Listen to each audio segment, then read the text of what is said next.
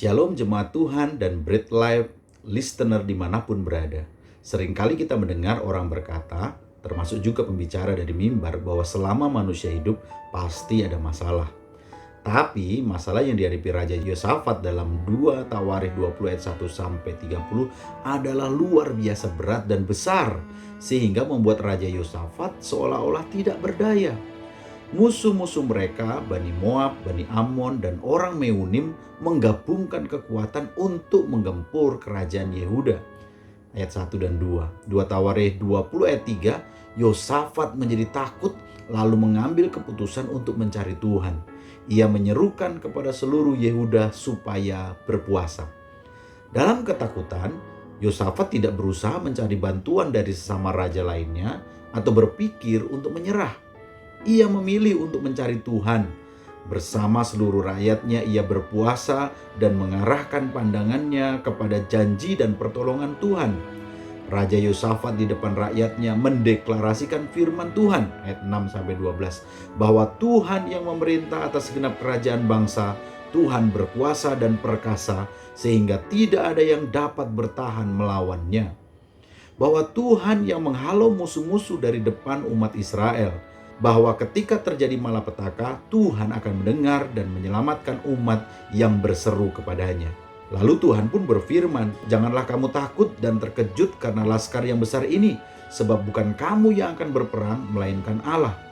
Mendengar itu, Yosafat dan seluruh rakyatnya mengambil posisi berlutut, sujud menyembah kepada Tuhan. Kemudian Yosafat mengangkat orang-orang yang akan menyanyikan nyanyian bagi Tuhan. Jadi bangsa Israel turun ke medan perang bersenjatakan nyanyian syukur dan puji-pujian kepada Tuhan. Ayat 13-19. Tepat seperti yang Tuhan katakan, Dia mengacaukan semua musuh Yehuda dan membuat mereka menyerang satu sama lain sampai semuanya binasa. Rakyat Yehuda bukan hanya tidak usah berperang menghadapi musuh mereka, tetapi mereka juga mendapatkan begitu banyak barang-barang berharga yang mereka jarah dari medan peperangan. Lalu pulanglah sekalian orang Yehuda dengan Yosafat di depannya kembali ke Yerusalem dengan puji-pujian. Ayat 20-30. Bagaimanakah respon kita ketika datang persoalan atau masalah yang bertubi-tubi? Di dalam keadaan tidak berdaya, apakah kita mencoba mengatasi semua permasalahan tersebut dengan cara dan kekuatan kita sendiri, atau berusaha mencari bantuan dari orang-orang yang kita anggap punya kemampuan, punya kuasa, punya kekuatan untuk menolong? Raja Yosafat mengajar kita untuk mencari Tuhan, karena hanya di dalam Dialah ada sumber pertolongan.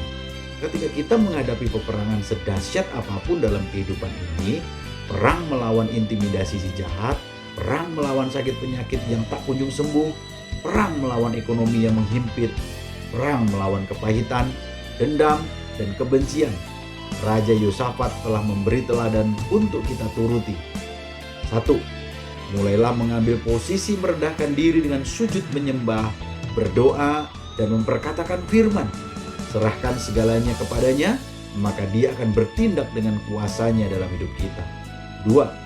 Kuatkan dan teguhkan iman percayamu dan pengharapanmu dengan pujian dan penyembahan sebagai persiapan peperangan kita. Pujian dan penyembahan adalah senjata rohani kita yang paling efektif, karena dengan pujian dan penyembahan akan membuat kita terhubung dengan hadirat-Nya, dan Tuhan akan mencurahkan kuasa-Nya yang berperang ganti kita. Pujian dan penyembahan akan membuka pintu kemenangan yang luar biasa. 3. Jangan menanggung beban sendirian, tapi lakukanlah secara totalitas bersama-sama dengan komunitasmu, keluarga, saudara seiman, rekan sepelayanan. Sebagai Raja Yosafat melakukannya dengan seluruh rakyat Yehuda. Mungkin kita tidak mengerti jalannya, tetapi Tuhan selalu bisa kita andalkan dalam segala hal, akan melakukan pertolongan dengan cara, waktu, dan solusi yang tepat. Tantangan dan pergumulan dapat menyergap hidup kita kapan saja. Namun jadikanlah semua itu kesempatan untuk melihat kemuliaan Allah dinyatakan melalui hidup kita. Selamat berperang dan miliki kemenangan dalam kasih dan kuasa-Nya. Salam sehat rohani dan jasmani. Tuhan Yesus memberkati. Amin.